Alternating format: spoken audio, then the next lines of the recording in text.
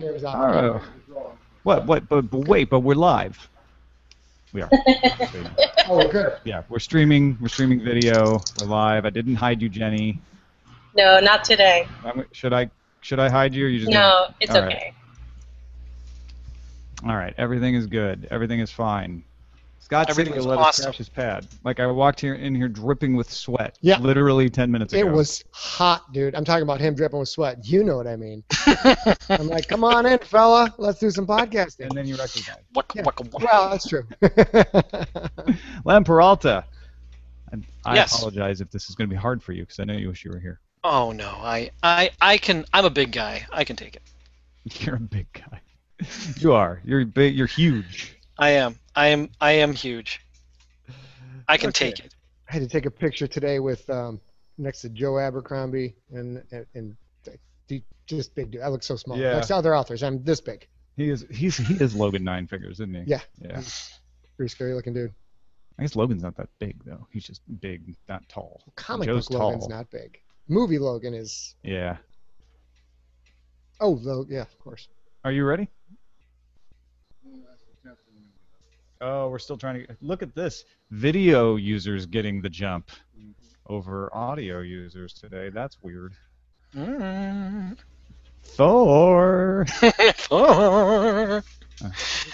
All right. Crazy. And carry a big stick. Here we go. I'm only going to hear this first part, so don't worry. It only takes a little to help a lot. To show your support for Daily Tech News Show, go to patreon.com/acedetect and pledge just $1 per month. That's patreon.com/ACEDTECT. This is the Daily Tech News for Friday, July 25th, 2014. Live while I'm recording it from San Diego in the studios of Scott Sigler. Thank you for letting us crash. My pleasure. I was very excited to have this happen here. It's great. This is really nice. I was just we were talking to Scott about some other stuff on email, and you mentioned you moved down to San Diego. Mm-hmm. We're coming down for Comic-Con. You've got this amazing studio set up here, which I've seen a tenth of. Like, it keeps going on. It's crazy. Yeah, it's big. Thank you, man. We're going to talk a little bit about Comic-Con. Okay. You've been traipsing around, right? A little bit. You've been standing next to Joe Abercrombie. Yep. You were saying. I was. How did that make you feel?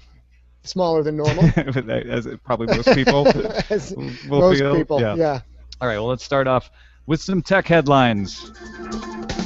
GigaOM passes along a Wall Street Journal piece describing a Google X project to establish what a fully healthy human looks like in order to identify disease faster and easier. The Baseline Study Project, as it's so eloquently called, will be led by molecular biologist Andrew Conrad, who joined Google X 16 months ago. All info will be anonymized and used only for health-related purposes, though it will not be shared with insurance companies. So they're at least trying to do all the right things out of the gate. Google gets the benefit of being able to develop its wearable devices using that kind of information. Does this scare you? Oh, totally. Google mimicking the whole human. concept that we're not going to share this with insurance companies. I mean, does anybody really believe that? If anyone doesn't know, Scott writes books. Some of his books are about medical disasters. Yep. So Yes. you've done a lot of research in this area. It's great. It's going to be positive overall if something like that is feasible. But to think that information is not going to be shared or hacked at some point is crazy. Yeah, I have no problem with the baseline study of like just trying to find out what a healthy human looks like. But then when it starts to be like, okay, now we want to take your fluids and do your profile, that's where it gets tricky. That's where it becomes a problem. TechCrunch reports Lyft will begin operations in all 5 boroughs of New York City, not just Brooklyn and Queens, which is what they had originally wanted to do. It'll start at 7 p.m. tonight. They were able to lift the ban after negotiations with the New York Attorney General and the Taxi and Limousine Commission. Lyft will license all its drivers through the Taxi and Limousine Commission in New York City. At the same time, bad news for Buffalo and Rochester, because they're going to have to pause the operations they had going on there while they work to comply with insurance requirements for the state of New York. Pink mustaches all over the 5 boroughs. Brighten up the boroughs. Yeah, it's about time. A Google representative confirmed to CNET Friday that Google is going to, or has been removing more than 50% of the right to be forgotten requests that it's processed so far. That right to be forgotten is the European law that says if I think something is irrelevant, I can ask a search engine to just take it out of the listings. Wall Street Journal, citing a person familiar with the matter, reported that information on Thursday night. So they are denying 50% of those claims? Is that correct? That would be the implication. They're granting 50%, so they have to be ignoring at least 50% of them. Yeah. I don't know the rules by which they can determine what is valid and what's not valid. There might be some weed out clauses, like just improperly filled out forms, maybe. I'm just guessing when I say that. Or if it's a picture of you standing on a keg at Kappa Sigma Phi House, like, nope, we're going to leave that up. Yeah, maybe. That's probably a good point, is that there are probably certain, like, I want my Facebook post removed. They're like, no, we're not doing those. But maybe links to news articles particularly is what they're focusing on. U.S. House of Representatives unanimously passed a bill today legalizing cell phone unlocking, according to The Verge. The bill will allow consumers and third parties to legally unlock phones that were received through a carrier. The U.S. Senate passed the bill earlier this year, and President Obama is expected to sign it into law. Today's legislation will not permanently allow legal phone unlocking. The rule will be reconsidered by the Library of Congress once again in 2015 and every 3 years thereafter. The Library of Congress originally gave you the right to unlock, and then they said, well, now it's so easy to unlock, we're not going to give exemptions, because it's their job to give exemptions to the DMCA. Okay. So if I buy something, if I get a phone from AT&T, I will be legally able to unlock the property that I paid for. If you paid the full price of it, if you finish your contract. Okay. Yeah. But if I buy it from Apple and then go out and find a carrier, I can't unlock it? Well, if you buy it from Apple and it's unlocked already, you don't need to worry about it. Can you do that now? If you buy it from Apple and it's locked, you're going to have to get a carrier contract, so it kind of built in right from the beginning. Okay. Yeah. So you have to receive it through a carrier in the beginning. I guess what this stops is like used locked phones, which is, I don't know how big of a market I know that protects the companies who are selling you the thing and protects the carriers, but it's always been crazy to me that I buy this piece of hardware from you and then I am not allowed to do what I want to with the piece of hardware that I bought from you. You should just be able to unlock it as soon as you own it. If you get it subsidized on a contract, I get them saying you got to wait till you pay it off, right? I get that. But once you pay it off, you should be able to. Or if you pay full price for it, you should be able to do whatever you want to. Like still, if you buy a TV, you can go in the back of that. Now, it may void your warranty, which is fair enough, but you can modify that any way you want to. The one that gets me is the Fire Phone. You pay full price for it. You don't have a contract, but it's still locked. So that, theoretically, this law would now make it so that they had to unlock it for you. It's a pain. So Amazon has an extra level of sneakiness. That's weird. Amazon and AT&T with their little team up, Time now for some news from you. These are submitted at our subreddit, dailytechnewsshow.reddit.com. Captain Kipper submitted the Ars Technica story that Wikipedia has imposed a 10-day ban on the IP addresses connected to the U.S. House of Representatives. A series of edits described as disruptive were revealed on the Twitter account @CongressEdits that tracks edits made from the congressional IP address. The account bans all anonymous edits from the IP, which affects thousands of staffers. So whether you were the person making the disruptive edits or not, you can't edit it from that IP address. House staffers, however, can make a Wikipedia account, which would allow them to continue editing. It's only the anonymous posts that are banned. This happened to us at CNET once. What happened there? They just banned the IP address. It was an auto ban. Because it was anonymous editing of Wikipedia? Yeah. Yeah, that's a hard one for me to have an opinion on, because being when you write stuff and sell stuff, you get a lot of feedback from the internet, from the community, and invariably the worst of that feedback is anonymous. Yeah. And being a half female-owned company and working with people who get a lot worse feedback than I would get, all of that comes as anonymous. People won't put their name on that at all. So, from that perspective, making someone say, if you're going to say it, put your name on it, on the surface, it seems like a good idea. I don't think you have to add anything to that, because what Wikipedia is saying is we let anonymous edits happen because the community is usually able to manage that. However, since this IP address has somebody who's a jerk at it, our only recourse is to ban it anonymously, but still let people who will say, from hey, that IP, I'm you so have an and account, so. you can still, that seems perfectly logical. And the reason the staffers don't like it, I would think, is that they want to go in and make perfectly legitimate edits, but they don't want it to be tracked back to their office, because journalists will go, oh, so why did you change this now? So It's not a really hard thing to work around. Like, go home. Use a VPN. Yeah, it's not that big of a deal. That's probably what the person who's doing all the nefarious editing is going to do. They're going to find a way around it. The Big Endian posted the Verge report that Comixology is making DRM-free backups of purchased comics available for some of its catalog. Some publishers have not agreed to remove DRM, so you won't have everything you've bought through Comixology available there. However, those that do allow it can be downloaded from the My Books section of Comixology's site as PDF and CBZ files. It's great. It's a great start. I love that. It's a great start. We sell all of our stuff as DRM free and always have. The stuff that gets sold through the Amazon store, we're not too sure how that works over there, but from our site, it's always been. I've noticed you can do it. In Kindle Direct, you can say don't put DRM on it. You can do that now. But sometimes it still shows up. I've found. Well, it's up to the publisher, right? The publisher has the option of saying I want my stuff to have DRM on it, but I'm still of the mind I paid for it. If I bought a physical book, I could give that to somebody, and I understand the concept.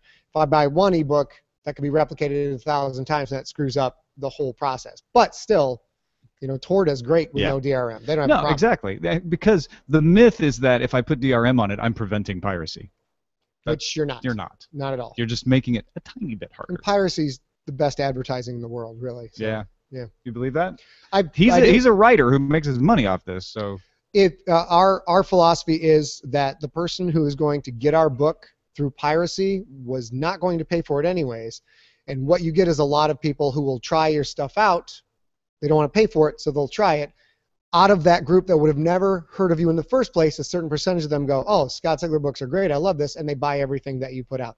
Not everybody, but by and large, the people who are going to pay for your stuff or willing to pay for it are not the people who are pirating in the first place. So it's a form of exposure and free advertising. It's like radio for books as far as we're concerned. Thing is, how do you formalize that? Because I agree with you. But if you were to say, and therefore let's just make it so that piracy is legal, wouldn't that change the dynamic, though, so that people who would pay for your book now won't because they know they can get it for free somehow? If it was, we get this with our podcast. So we've been giving away all of our books as serialized, unabridged podcasts since 2005. So there's absolutely no reason for anybody to buy our audiobooks, which sell great, or buy one of our print books, which sell great. So we are a case example where that doesn't seem to hold true. All of our stuff has been every word I've written has been free since 2005, and we still sell a bunch of stuff, and people love buying it and they're happy with it. I just wonder if that right now, though, you're still working under the consideration that it is illegal, even if they know, like, well, Scott's not going to come after me. There's still some people like, I just don't want to mess with it. Our stuff is actually legal to get. Like, if you go to iTunes and search for Scott Sigler, all my audiobooks are there serialized. Yeah, that's a good point. They're free. It's legal. Nobody has to pay for anything. A lot of fans either choose not to pay or they can't pay at the moment, and that's cool. That's what it's there for. A lot of fans are like, shut up and take my money. We hear that all the time. They're more than happy to pay for it if they like it. Yeah. I'm angling further down the road, like, could we actually, not that this will ever happen, but could we actually say, like, copying things without permission is the norm, not something that should be scuttled into the dark corners of the internet. If that's part of the culture, that could change things to some degree. All right. Don't know. Hard to say. All right, take a quick break and thank Alpha Geek Radio. Mr. Todd Whitehead sitting right over there helped me set this up in record time. Thank you, Todd. Appreciate it. And we are streaming on Alpha Geek Radio. I know we were. The phone is dark, so the screen went blank. The green light's pulsing, so it looks like we normally stream on Alpha Geek Radio at alphageekradio.com, and the best way to listen is mobile.alphageekradio.com or TuneIn Radio. Woodstock last night was a big success. Congratulations on the stream, video and audio. So Alpha Geek Video. Okay. Yeah. Woohoo! Anyway, check it out. We are big fans and big supporters, and we think you should be too. All right, we are here at Comic-Con, and I haven't had a chance to actually see it yet. I know they banned Google Glass. Okay. During this is why I think Comic-Con is really got a good handle on it. They said, look, you can't wear Google Glass during the trailers. You can have Google Glass during the panels. We're not gonna worry about that. But if they're playing a trailer that they don't want to get out, and they do that, they say we're going to play a trailer. We don't want anyone recording this. Are they putting it on YouTube though? If the trailer goes on YouTube. Sometimes they do, and then they don't care if people record it. But there's some trailers they play that they're like, nope, this isn't going anywhere. It's only for you guys. Fair. Don't record it with your cell phone. They're saying you can't wear Google Glass either.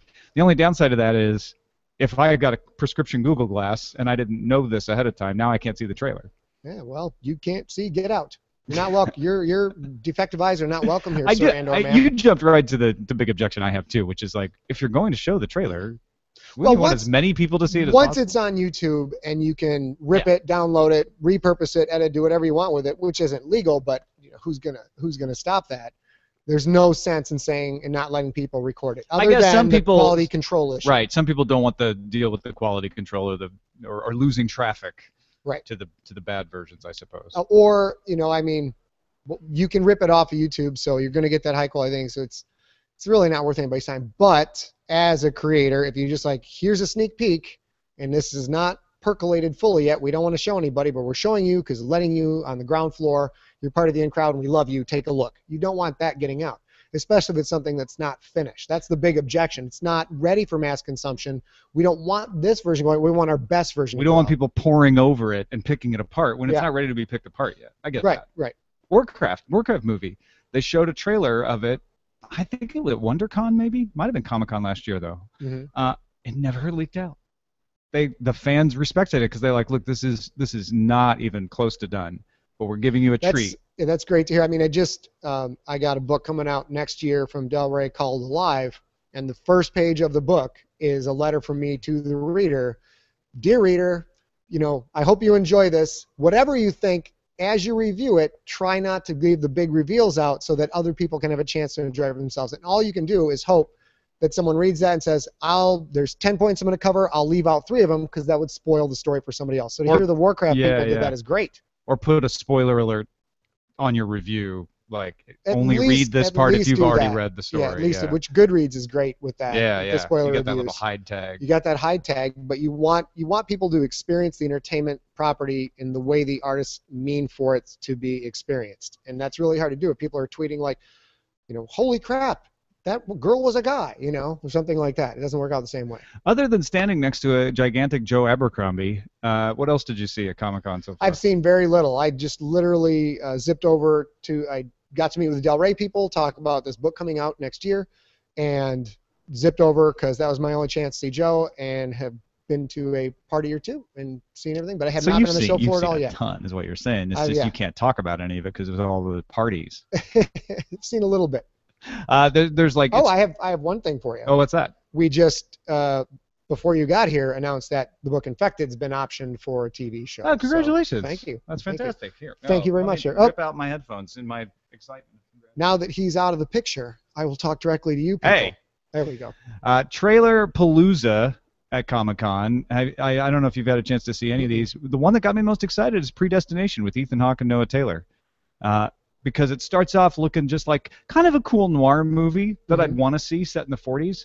And then all of a sudden, from the trailer anyway, we're in the 60s with time travel. And then we're into like glimpses of all other kinds of the timeline. So it's a movie that looks like it's full of surprises, but I love the idea of a time travel movie that's set in the past. I have not seen this trailer yet. I'm so edgy about time travel movies in general. That's not something that Hollywood does very well. I eat them up. I don't care if they're done well. I like a time travel movie. But when you get into the conundrums, how does that? It still drives me nuts, but I still like to play around and try to figure it out. Fair enough. Like Looper. Looper, I enjoyed the movie as a movie, but the time travel part drives me nuts. Oh, the conundrums in that were just difficult to process. Well, and Predestination is the name of the movie, so you know that there's already a part of the movie. If Ethan Hawke's in it, I'll go. Well, awesome. You know that there's a in the trailer he mentions it. What is it? A complex paradox. Yeah. There's a paradox. So already I'm like, let's see. That's one of those things that they have to get out and own, and most. Well, we got a call. You got a call, Todd. Here, you might want to take that. Most movies won't come out and own it to start with, and I think if you own it and acknowledge to the audience, here is our paradox, and it's difficult, most people are like, all right, we'll roll with this. But when you get to the end, and they have not addressed that paradox at all, you have to wonder, did not 500 people watch this in Yeah. the screening room? How could you not have seen this? Now, quietly working in the background this whole time has been Len Peralta, who is illustrating today's show. Len, I'm just taking a peek in. Station. That's amazing.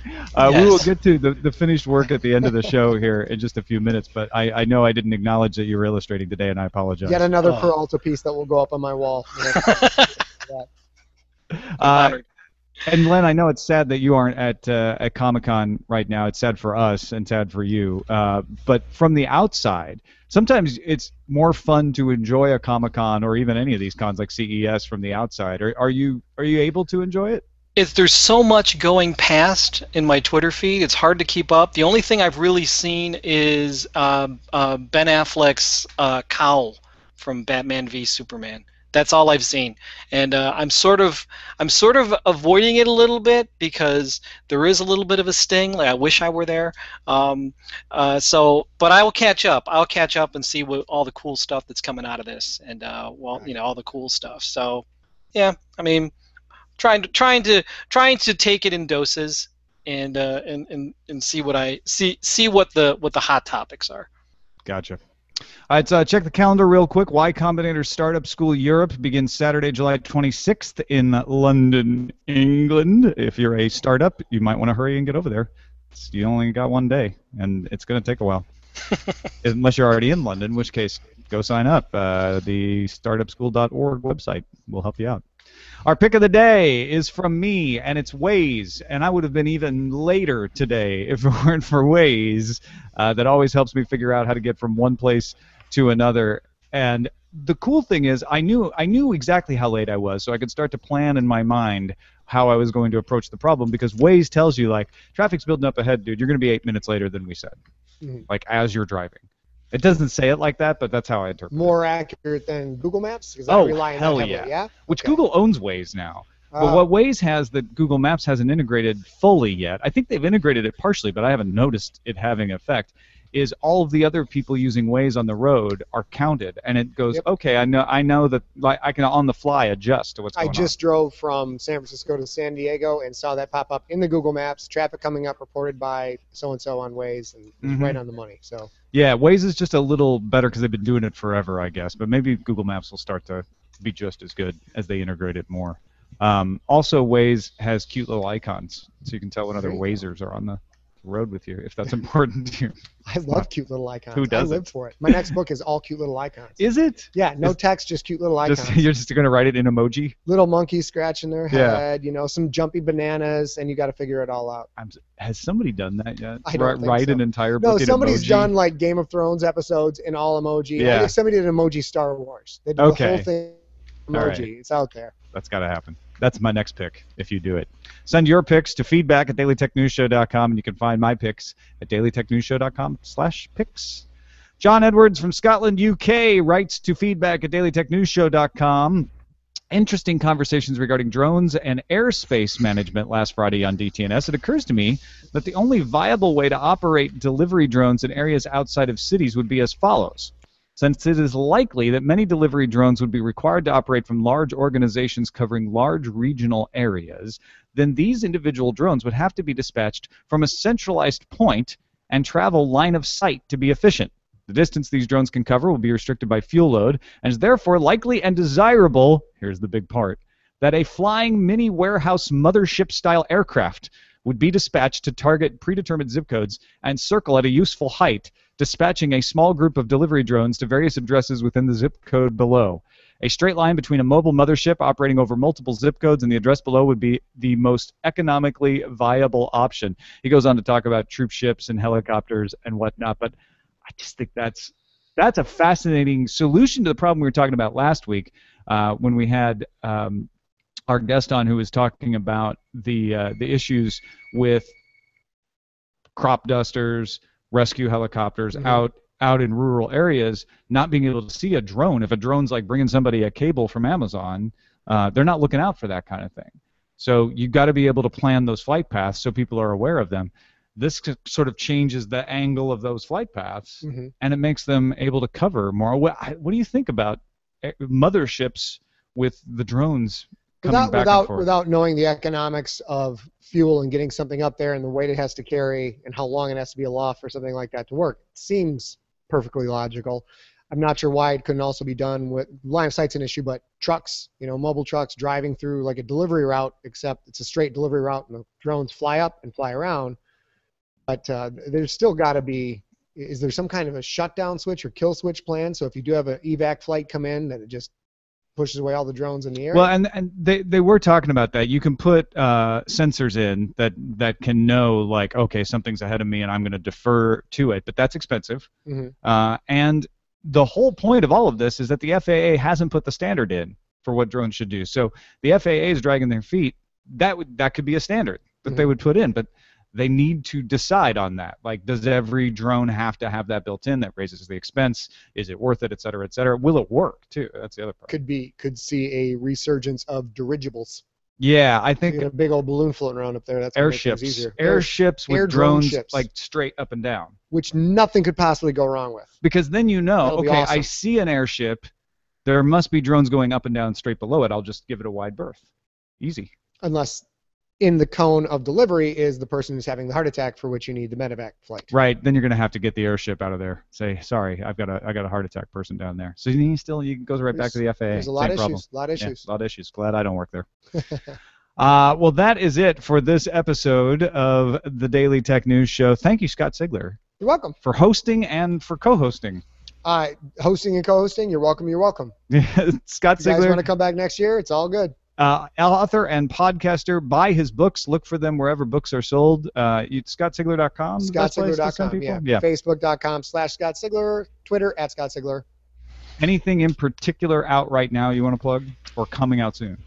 We've got book 5 of our Galactic Football League YA series, which will be out in September. That's the next big book we have, and after that will be the book Alive from Del Rey, be out probably June or August of next year, and hopefully people will hear much more about that. Hopefully I can come horn in on your show then. Yeah, please do. And talk about the book. Absolutely. Yeah. If you like FSL tonight, you'll love the Galactic Football League. Yes, you will. He was here first with the fantasy, the sports. Did anybody ever tell you sound like Harry Seldon? A little bit. I get that from time to time, but nothing major. It's just people making stuff up. Interesting. Yeah. Check it out, ScottSigler.com. All right, Len Peralta, we checked in earlier, and I think for anybody watching the video, we sort of get what you're up to here, but this is looking finished. It's looking fine. This should be the bag for Comic-Con. It should be the bag for Comic-Con. I'm all for that.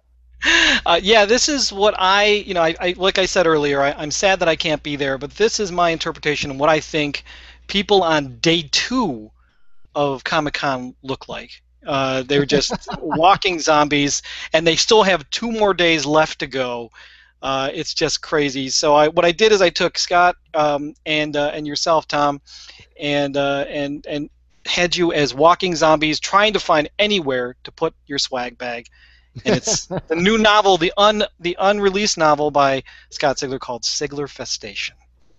I'm in. I'm writing something. Uncanny likeness of both of us, I have to say. Good. That's exactly what I looked at when I was trying to find parking earlier. Yeah.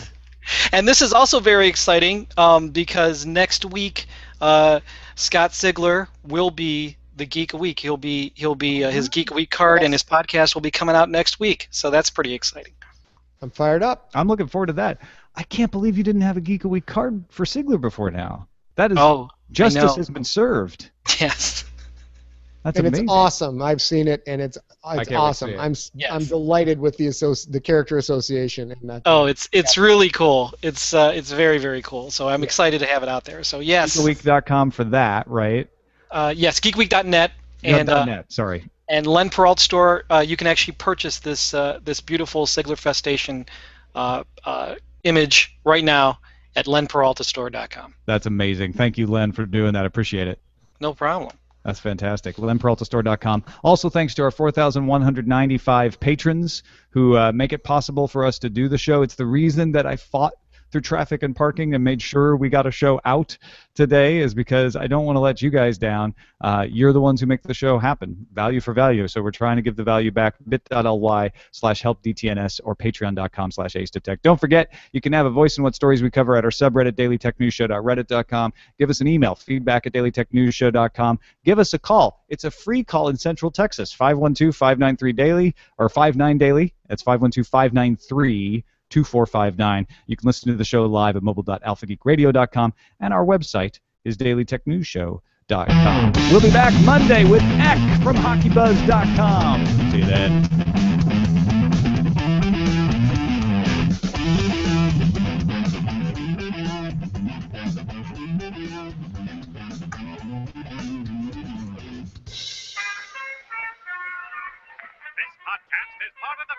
Studios Network. For more information about this and other shows, visit frogpants.com.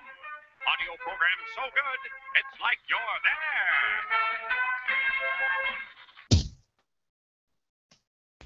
there. That was great. Good.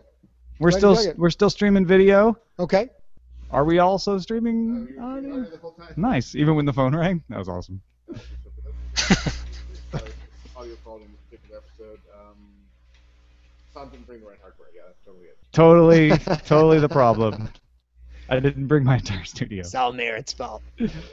As usual. All right. Bye.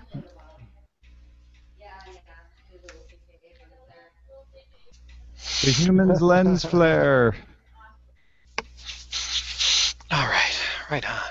Cool. Well, we're not going to do as much of a Hangout and Post show because I might need this video file to make the audio file. So thanks, everybody, for hanging out. It was good to see everybody in the chat room. I'm sorry to get to chat as much as I used to. What is our title going to be, Jenny? Drone Mothership? All right, let's see. All right, you're going to hear two of me. Drone Mothership is the highest vote. Your glass is not welcome here. We had a special proxy from one Todd Whitehead, which was they kicked my glass out of the trailer, which is pretty great. That happened to me once. And that has a combined 4 votes if you count the 2 times it was added. Oh, now it's got more. Your glass is not welcome here, and of course, Sigler Festation. I don't know. I think that's it. You like the sound of the ring of that saying. one, huh? I'm just saying, to me, it's got a nice ring to it. It fits nicely on a movie poster, as we have seen. It does. And it's already got art. What's it's already the got SEO art. for that? Do we know? I think if you ever have your own con, Scott, that's what it's got to be called. We have Sigler Fest in October in Vegas. So. Oh, that's right. That's right. Oh, yeah. You know what? So it's Sigler Festation. All right. You'll find out when the podcast arrives. You'll have to wait. The dramatic reveal. A man with a podcast without a title. I've also got Sigler sitting right here. So you've just put me in an extra awkward position. Tune in to Fox Thursday, 9 o'clock. Find Central out Time. soon.